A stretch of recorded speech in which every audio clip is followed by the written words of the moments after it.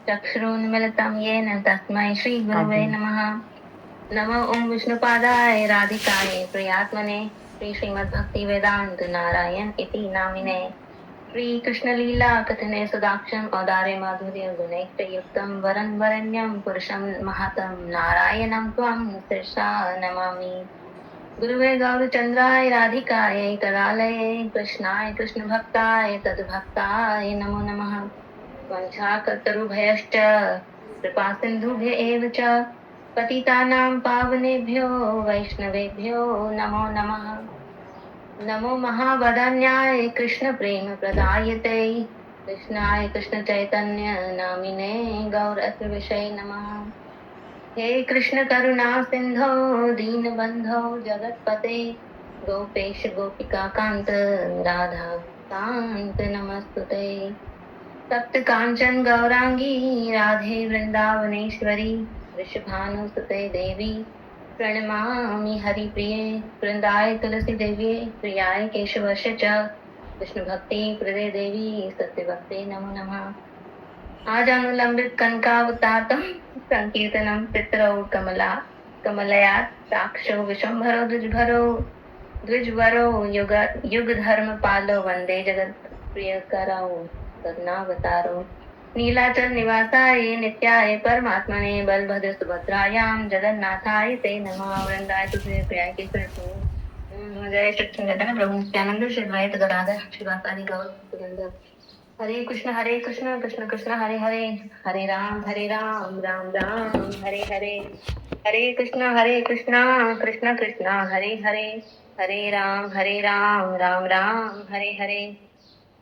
सर्वप्रथम मैं अपने गुरु के चरण कमलों में अपने लीला प्रविष्टों श्री नारायण गोस्वामी महाराज जी के श्री चरण कमलों में अनंत कोटि दंडवत प्रणाम करती हूँ। तत्पश्चात अपने शिक्षा गुरु श्री श्रीधर गोस्वामी महाराज के चरणों में अनंत कोटि दंडवत प्रणाम करती हूँ। फिर शिक्षा गुरु श्रीपाद कृष्णदास प्रभु जी के चरणों में प्रणाम करती हूँ। फिर अनंग मंजरी दीदी के चरणों में प्रणाम करती हूँ जिन्होंने मुझे ये धक्का दे के अपॉर्चुनिटी दी तो बोलने के लिए जिसका मेरा कोई भी अधिकार नहीं है। और आप सबके चरणों में मेरा दंडवत प्रणाम। अगर मेरी बोली में मेरी वाणी में कुछ भी अच्छा लगे तो वो गुरुदेव के चरणों में अर्पित है। कुछ भी और ज्यादातर जो गलत लगे या ना समझ आए वो सब मेरी त्रुटि मानना। शिक्षाष्टकम में हमने शुरू कर दिया था तो शिक्षाष्टकम के हम 7वें श्लोक तक पहुंच गए थे। 6, 7, 8 जो श्लोक हैं उनके अंदर मेरा अधिकार बिल्कुल भी नहीं है। तो मेरे को इन श्लोकों को लास्ट टाइम भी करने में मुझे बहुत लग रहा था। इस टाइम में मेरे को लग रहा है कि मैं क्या बोलूं। फिर भी जितनी मेरी बुद्धि है अपनी बुद्धि के अनुसार मैं कोशिश करूंगी जो मुझे आया समझ मैं आगे ट्रांसफर करने की। हुए तो ठीक, ना समझ आए तो भी ठीक। तो सबसे पहला श्लोक था, मैं एक बार सारे श्लोक दोबारा बोल दूं। पहला श्लोक था सर्वश्रेष्ठ साधन क्या है।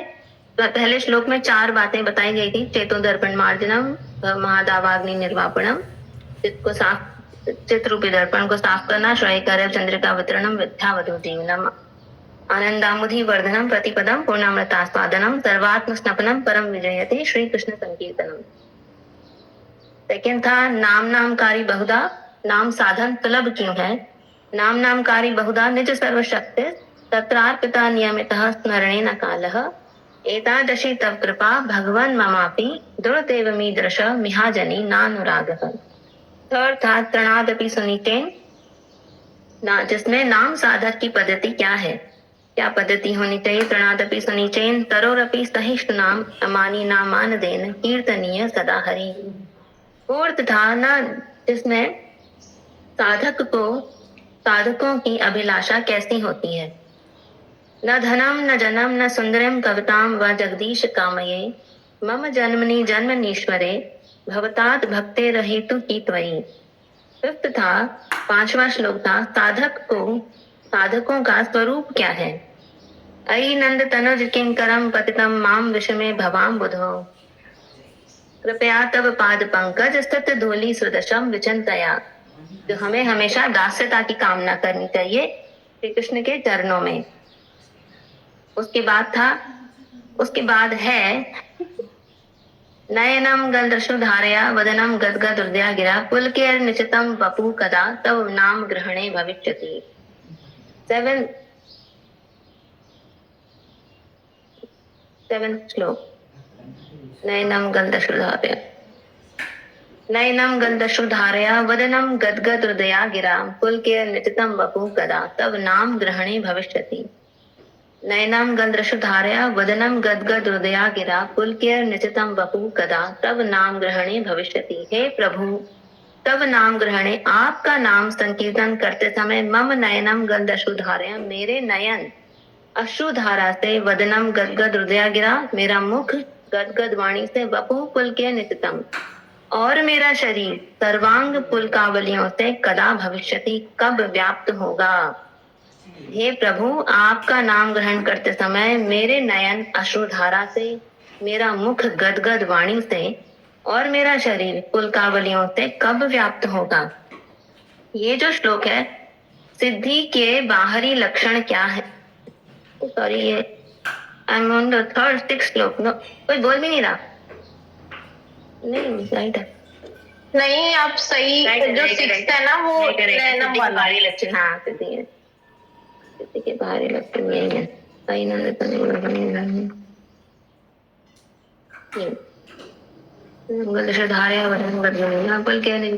कदा तब नाम ग्रहणी भविष्यति।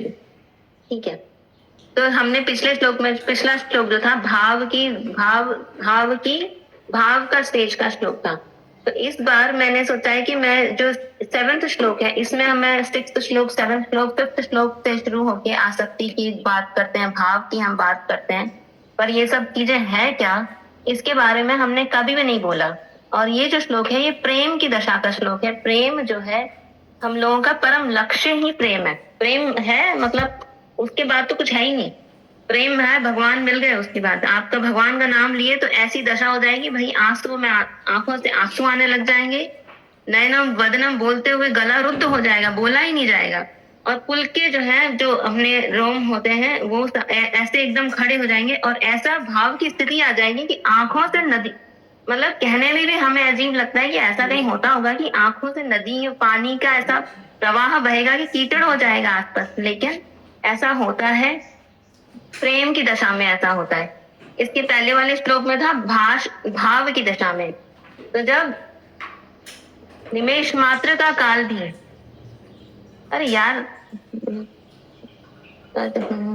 निमेष मात्र का काल भी, निमेष मात्र का काल भी गोविंद के विरह में युग के समान प्रतीत होगा। निमेष, हमको निमेष मतलब एक सेकंड में, जितना देर में हमारा पलक झपकता है उतनी देर का काल भी हमें गोविंद के विरह में युगों के समान प्रतीत होगा। क्या यार रितिका, तो मुझे कंफ्यूज कर। रितिका, दिस इज सिक्स्थ श्लोक। युगायितम निमेषेन चक्षुषा प्रावशायितम शून्यायितम जगत सर्व गोविंद विहरणे में। ये मैं कहूँ साला, मैं उनका एक्सप्लेनेशन बैठ के नहीं रहा। वो सिक्स्थ श्लोक है। नयनम गंधर्षु धारया वदनम गदगद हृदया गिरा पुलकेर निशितम वपु कदा नाम ग्रहणे। ये सिक्स्थ श्लोक है। सेवेंथ है युगायितम निमेषेन चक्षुषा प्रावशायितम शून्यायितम जगत सर्व गोविंद विहरणे। मैंने वही तो बोला था आपको। चल कोई बात नहीं, ठीक है। तो सॉरी अगर आपको नहीं, चल ओके। युगायितम निमेषेन चक्षुषा प्रावशायितम शून्यायितम जगत सर्व गोविंद विहरणे। ये क्या राइटिंग ला? ओके, युगायितम गोविंद विरहेण ब्रजेंद्र नंदन श्री कृष्ण विरह में मेरा निमेष मात्र जितनी देर में अपनी पलक झपकती है उतना देर भी युग के समान प्रतीत होता है। चक्षुषा प्रावशायितम, मेरी आंखों से बादलों की वर्षा की भांति आंसुओं की वर्षा होती है। ऐसी जब स्थिति आ जाती है, सर्व जगत शून्यायितम, सारा संसार मुझे शून्य सा प्रतीत होता है। ऐसी परिस्थिति प्रेम में हमारी कब आएगी? हे सखी, गोविंद के विरह में मेरा निमेष मात्र काल भी युग के समान प्रतीत होता है। मेरी आंखों से बादलों की वर्षा की भांति आंसुओं की वर्षा होने लगती है। यह सारा संसार मुझे शून्य सा प्रतीत होता है। तो इसके पहले जो श्लोक था, जो मैं अभी एक्सीडेंटली पढ़ रही थी, उसमें भी और उसके पहले भी श्लोक में अष्ट सात्विक विकार की बात हुई थी। अष्ट सात्विक विकार के बाद जब प्रेम रूपी सूर्य की पहली किरण भाव होती है, जब भाव की दशा भी परिपक्व अवस्था में आ जाती है, तब प्रेम प्रकट होता है। और ये श्लोक प्रेम का श्लोक है। जब राधा जी के जो प्रेम की पराकाष्ठा है, जो हम श्री चैतन्य महाप्रभु जी हैं, जो प्रेम की पराकाष्ठा है, वो जब भाव जब उस स्टेज पर पहुंच जाता है, तो वो प्रेम की दशा होती है। अष्ट सात्विक भाव कौन से अष्ट सात्विक भाव होते हैं? स्तंभ, जब प्रेम में स्तंभ, स्वेद, रोमांच, मुझे नहीं पता इतना किसी को जानना है या नहीं, लेकिन मैं नाम लेती हूँ। स्तंभ, स्वेद, रोमांच, स्वर भंग, बोला नहीं जाता, वेपु था, शरीर में कांपन, वैवर्ण, चेहरे के रंग उड़ जाना, फीका पड़ जाना, अश्रु, आंखों से प्रेम का बहना, प्रलय, भावों की अधिकता में बेहोश हो जाना या जमीन पे गिर जाना, ऐसी जब परिस्थिति आती है, वो भाव के अष्ट सात्विक भाव के लक्षण है। और ये आठों लक्षण जब होते हैं तो उसको बोलते हैं अष्ट सात्विक भाव। तो ये जब भाव की अवस्था भी इतनी परिपक्व हो जाती है कि भैया भाव भी एकदम चरम सीमा पे होता है, तब वो प्रेम में कन्वर्ट जब होता है, तो वो प्रेम की जो दशा आती है, वो दशा इस श्लोक में बताई गई है श्री चैतन्य महाप्रभु द्वारा। और इसके बाद और एक इम्पोर्टेंट चीज जानने की है कि भक्ति में हमारा एक ग्रंथ है, श्री भक्ति रसामृत सिंधु, श्री रूप गोस्वामी द्वारा रचित है। उसके अंदर भक्ति के 9 चरण बताए गए हैं। पहला श्रद्धा, जब हमें प्रारंभिक श्रद्धा होती है भगवान के नाम में, थोड़ी लिटिल श्रद्धा, सुनते विश्वास होता है थोड़ा थोड़ा, हाँ। सेकंड साधु संग, जब हम डिवोटीज का संग करते हैं, जब भक्तों का संग करते हैं थोड़ा बहुत, वो सेकंड स्टेज। थर्ड भजन क्रिया, जब हम डिवोटीज का संग करके उनके अनुसार या फिर गुरुदेव की आज्ञा के अनुसार डिवोटी के संग में और गुरुदेव के अनुकरण में जब हम भजन करते हैं, नाम जप करते हैं, तो वो भजन क्रिया। अनर्थ निवृत्ति, जब भजन करते करते मन से, दिल से अनर्थ कामनाएं, लोभ इत्यादि जब कम घटने लगता है, निवृत्त हो निकल जाता है, पापों का नाश हो जाता है, वो होती है अनर्थ निवृत्ति। निष्ठा, जब हमें निष्ठा मतलब अडिग हो जाना, हमें अडिग हो गए कि हाँ हमें भगवान पे विश्वास है, कि एक ऐसी स्थिति आ जाती है कि हम बहुत ज्यादा भक्ति नहीं करते, लेकिन हाँ हमें भगवान में विश्वास भी है, विश्वास तो बहुत अडिग है, हम इससे नहीं डिगेंगे, तो वो होती है निष्ठा। सिक्स्थ होती है रुचि का स्टेज, वो हमने आज नाम जप नहीं किया तो हमें अच्छा नहीं लग रहा, नाम जप जो नियम है वो पूरा नहीं किया, नियम तो होना चाहिए, गुरु मंत्र नहीं करे, हमने आज थोड़ा तो जो पठन पाठन करते हैं, हम जो थोड़ा बहुत जिसने जो भी अपना ग्रंथ उठा रखा है वो ग्रंथ हमने नहीं पढ़ा, जैसे हमने गीता क्लास हुई तो हमने गीता का आज एक भी श्लोक नहीं पढ़ा, या हमने जिस दिन क्लास नहीं है तो उस दिन हमने एक भी श्लोक मन में बोला नहीं, टाइम है तो चलो थोड़ा बहुत बोले, चंचलम ही मन प्रमाथि बलभद्रम, ऐसे कोई ना कोई श्लोक हमने अपने भगवान में, मतलब हमें रुचि, हमने भगवान से जुड़ा कोई कार्य ही नहीं करा, तो वो दिन जब हम रात को जाएंगे तो लगेगा एकदम वेस्टेज ऑफ टाइम, हमने दिन में क्या करा, बस खाया पिया सोया, काम पे गए वापस आए, सैलरी के लिए काम करा जिसका कोई उपयोग नहीं है, सब नश्वर है। जब हमें भगवान के नाम में रुचि आने लग जाएगी तो वो होता है सिक्स्थ स्टेज, छठा स्टेज भक्ति का, कि हमें रुचि आई।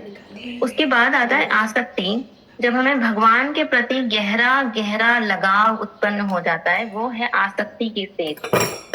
जब हमें लगे कि मतलब अब हमसे रहा नहीं जा रहा, अब हमने रुचि की श्रद्धा में हमें नाम में और उसमें आस्वादन, मतलब हमें अच्छा लग रहा है कि हाँ हमने करा, ये नाम जप करा, ये वो, लेकिन जब हमें आसक्ति की स्टेज आ जाती है तो उसके बाद हमें लगता है अरे हमने तो सेवा ही नहीं करी, आज तो हमने भगवान का उठाना था उठाया नहीं, भोजन में ये बनाया, हमने लहसुन प्याज डाल दिया, क्या खिलाएंगे उनको, जब ये सब हम सोचने लग जाए, जब हमें भगवान के बिना जीना मुश्किल हो जाए, भगवान के नाम के बिना, तो वो हमारी आसक्ति, जैसे कि एक प्रेमी की प्रेमिका में आसक्ति होती है, बिल्कुल ही वैसे ही वो आसक्ति का श्लोक था हमारा 5th श्लोक। अयि नंद तनुज किंकरम पतितम माम विष्णु में भवामुदो कृपया तव पाद पंकज स्थित धूलि सदृशम विचिंतया। फिर हमारा सिक्स्थ जो श्लोक था वो हमारा भाव, 6th श्लोक से एकदम भाव के अंदर चैतन्य महाप्रभु जी ने डिस्क्रिप्शन करना शुरू कर दिया। 6th हमारा श्लोक था नयनम, ये नयनम गलदशुधारया वदनम गदगदोदया गिरा पुलकेन वपु तब नाम ग्रहणे। 6th श्लोक में हमको भाव की, जब साधक को थोड़े थोड़े पुलकें हो रही हैं, आंसू आ रहे हैं, ये उनको भाव के अष्ट सात्विक भाव में से किसी को कुछ भाव, few भाव, 2-4 भाव, जैसे हमने बताया दीप्त सुदीप्त उदीप्त, जिनमें थोड़े थोड़े भाव हमको नजर आते हैं, और अष्ट सात्विक भाव जो होता है सुदीप्त, जिसमें सारे ही भाव वक्त के अंदर लक्षण नजर आते हैं। उसके बाद 7th आता है प्रेम वाला, प्रेम का 7 और 8 हमारे प्रेम के श्लोक हैं, जिसमें साधक की प्रेम में जो दशा होती है उसके बारे में बताया जाए। और यह है युगायतम निमेषेण चक्षुषा प्रावृषायितम शून्यायतम जगत सर्वे गोविंद विहरेण विरहेण में। तो ये 9 स्टेजेस ऑफ भक्ति होती हैं, जिनमें लास्ट जो स्टेज है वो है प्रेम। ठीक है, जैसे कि हम जब हमको संसार शून्य प्रतीत होने लगता है, हमें लगता है कि प्रेमी के विरह में संसार में कुछ है ही नहीं, अवस्था ऐसी आ जाती है कि हमें लगता है अब तो भैया जीना मुश्किल है। तो इसलिए ये जो श्लोक है इसको सिर्फ सुनना चाहिए, पढ़ना चाहिए। पढ़ना है तो भक्ति रसामृत सिंधु में पढ़ सकते हैं, सुनना है तो थोड़ा बहुत मैं बता रही हूँ, जितना हो रहा है वो सुन सकते हैं। बाकी करना हमें हरि नाम, ये नाम जब अभी तो हम तो साधु संघ की या भजन क्रिया की जो 3rd स्टेज ऑफ भक्ति है वहां तक भी हम हार्डली पहुंचे हैं। एक होता है अनुकरण और एक होता है अनुसरण। अनुकरण मतलब जैसे महाप्रभु के भाव थे, उनके भावों को एक्टिंग करना, बिल्कुल फॉलो करना एकदम। महाप्रभु को चैतन्य महाप्रभु जब जगन्नाथ जी की रथ यात्रा चलती थी तो आगे आगे चलते थे, रोते थे, और ऐसा वर्णन आता है वो रोते थे तो कीचड़ हो जाता था, जो हम अपनी बुद्धि से हम सोच ही नहीं सकते कि कोई इतना कैसे रो सकता है। इसीलिए घर में संबंधी की मृत्यु हो जाती है तभी भी उसको इतना रोना नहीं आता। 4 दिन बाद रो रो के कहते आंसू सूख गए, फिर थोड़ा बहुत आंसू भी सूख जाते हैं, फिर किसी को थोड़ा चक्कर वक्कर आ जाए, लेकिन इतना भाई 1 साल 2 साल 5 साल बाद भूल ही जाते हैं। लेकिन चैतन्य महाप्रभु को विरह की ऐसी उनकी वेदना होती थी कि वहां पर जब वो आगे चलते थे तो वो रोते रोते कीचड़ हो जाता था। राधा जी की ऐसी विरह की वेदना होती थी, तो वो इसका आगे मैं बताऊंगी। लेकिन हम अनुकरण हमको इसका नहीं करना, जो हम ये भाव, प्रेम का भाव जो हम इस श्लोक में हम तो थोड़ा बहुत सुनेंगे पढ़ेंगे, उसका हमको अनुकरण नहीं करना, क्योंकि हमारा अधिकार नहीं है वैसा। अनुकरण मतलब स्टेप बाय स्टेप बिल्कुल फॉलो करना, एक्टिंग करना, वो हमारा अधिकार नहीं। जैसे रघुनाथ दास हम कह रहे हैं, रघुनाथ दास गोस्वामी जी ने जैसा भजन किया हम करेंगे तो हम नहीं कर सकते। वो बिना खाए पिए रहते थे, उनको भोजन का भी अपना शुद्ध नहीं होता था, वो हर टाइम भजन में रहते थे। हरिदास ठाकुर 3 लाख भजन करते थे, श्री हरिदास ठाकुर। हम उतना नहीं कर सकते, हम 16 भी नहीं कर पाते। तो हमारे लिए बस ये सुनने की वस्तु है और बुद्धि में घुसाने की वस्तु है कि घुस जाए, उतनी भी बड़ी गुरु की कृपा होगी है। दूसरी चीज होती है अनुसरण।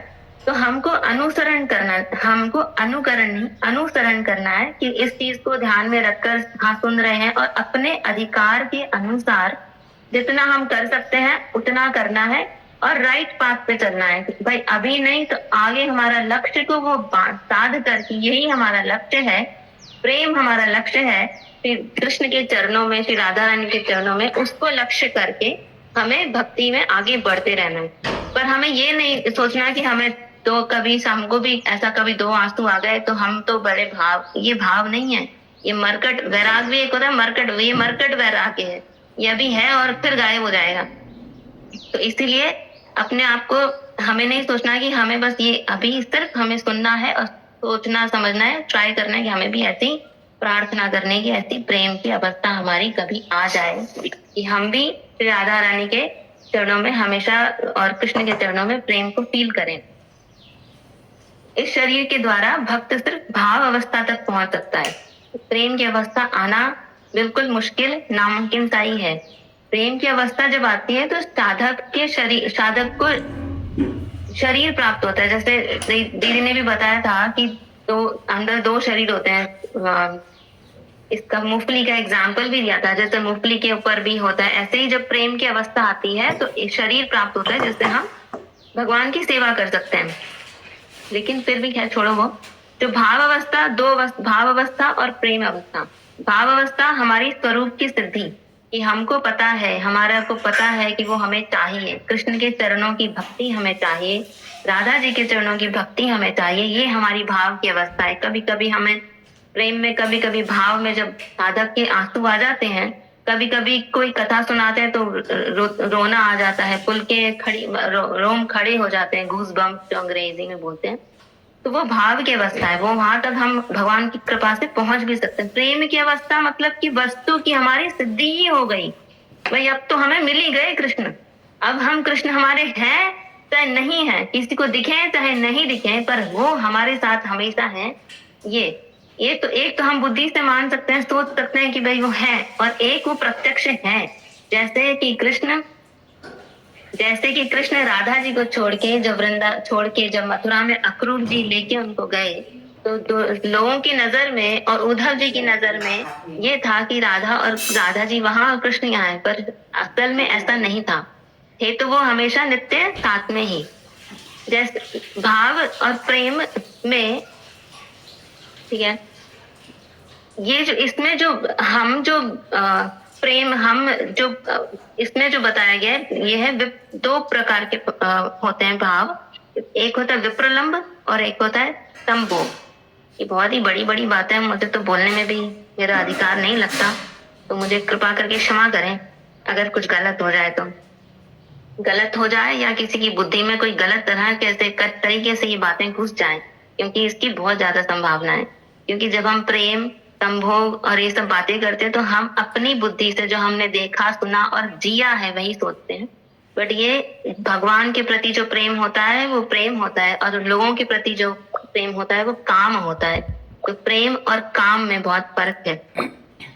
तो विप्रलंब भाव और संभोग भाव। विप्रलंब में विरह होता है, विरह में विप्रलंब रस है, विप्रलंब रस और विरह और संभोग का रस। तो विप्रलंब मतलब जब आप दूर दूर होते हो, जब आप मिलन की अवस्था में नहीं होते, दूर हो, तब उसमें भी रस है, उसमें भी आनंद है। जैसे कि हमारे श्री कृष्ण प्रभु जी ने भी एग्जाम्पल दिया था। जैसे कि जब हमारे गुरुदेव का 2010 में शरीर त्यागा था उन्होंने, तब सभी रो रहे थे। मेरे को तो बहुत ज्यादा नहीं था, लेकिन अब मुझे समझ आया थोड़ा बहुत। इसीलिए अपने भगवान से, गुरुदेव से प्रार्थना करना है कि भैया हमें भी कुछ समझ आए, थोड़ा थोड़ा मेरी भी बुद्धि में घुसे, इसलिए भगवान कृपा करें मेरी भी घुसे। तो ऐसे ही विरह, जब गुरुदेव से विरह हुआ, जब गुरुदेव ने शरीर छोड़ा, तभी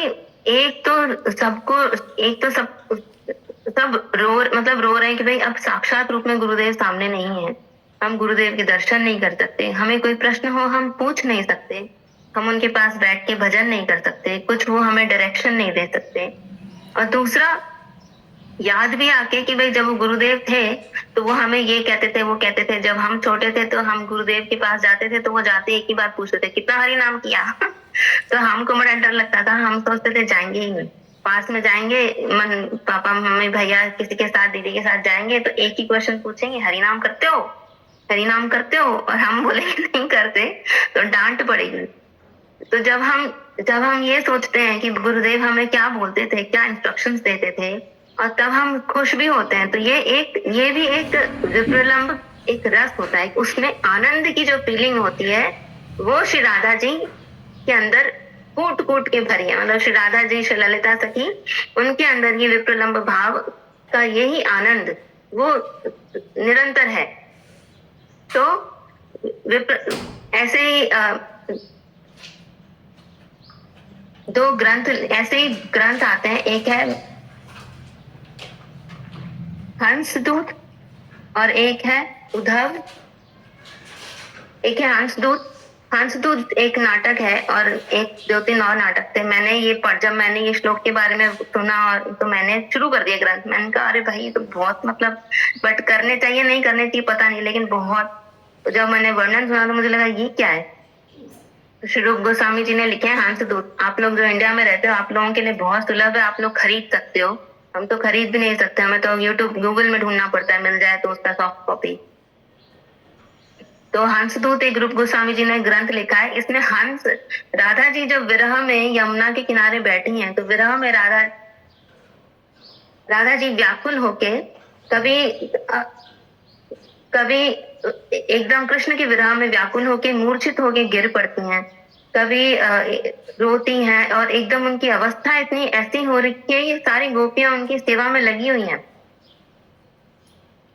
और कोई गोपी उनको बीजन कर रही है, कोई उनको ठंडा ठंडा लेप लगा रही है, कोई कुछ कर रही है, लेकिन फिर भी राधा जी के शरीर का जो ताप है और उनका जो विरह है वो इतना ज्यादा है कि वो कम ही नहीं हो रहा।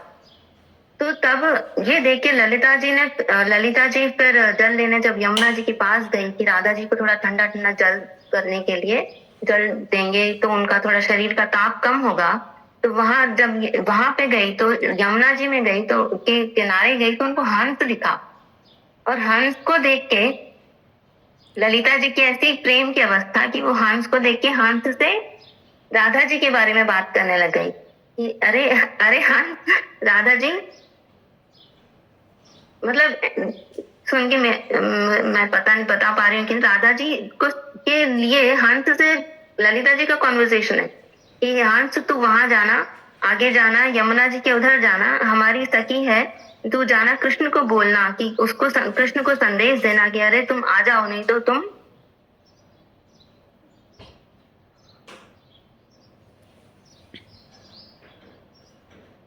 तुम आ जाओ, नहीं तो तुम, हमारी राधा जी की हालत इतनी खराब है कि तुमको वो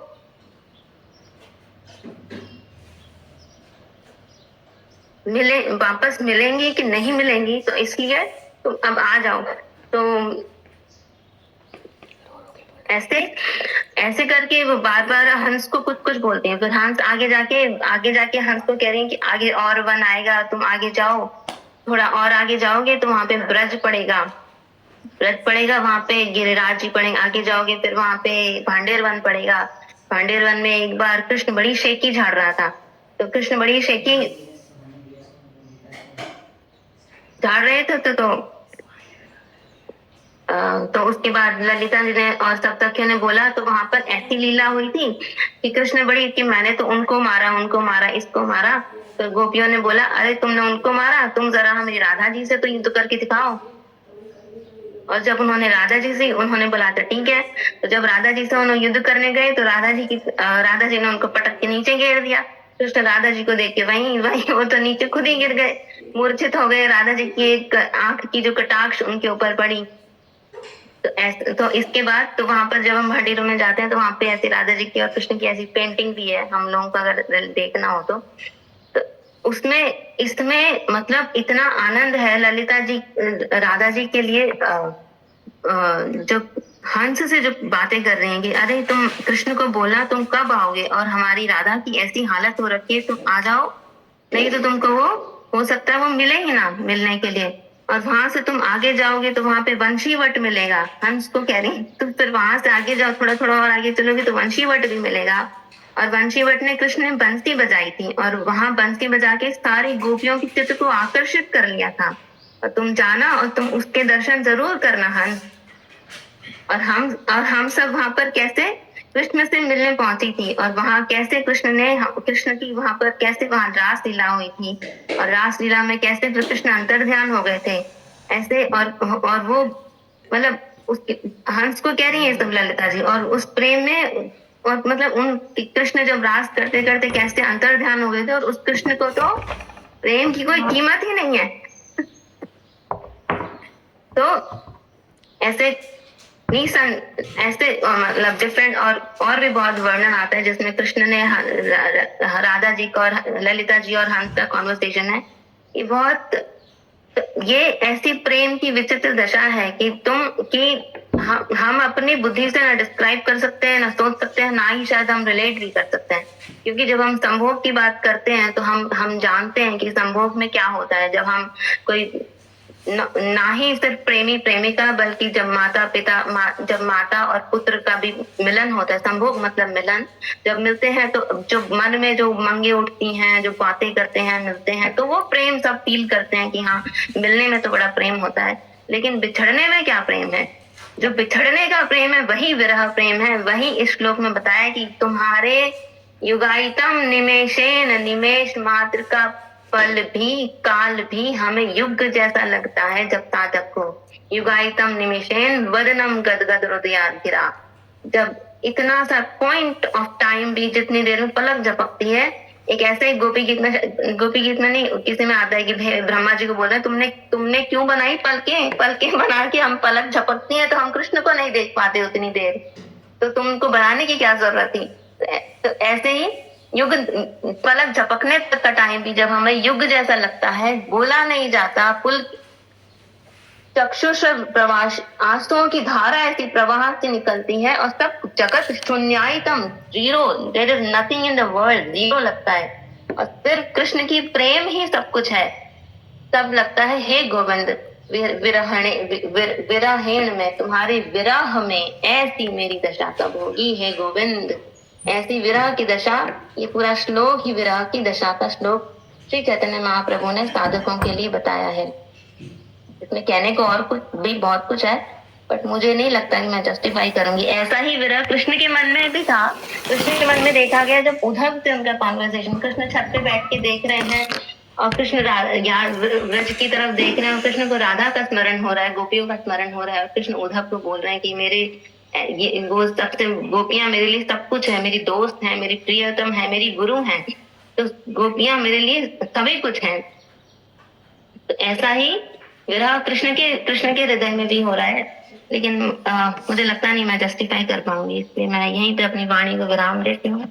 ओम ज्ञानतिमनंदस्य ज्ञानांजन चलाकया तस्मै तस्मै श्री गुरुवे नमः। मुझसे कोई त्रुटि हुई हो तो मैं आप सबके चरणों में क्षमा याचना करती हूँ। हरे कृष्ण।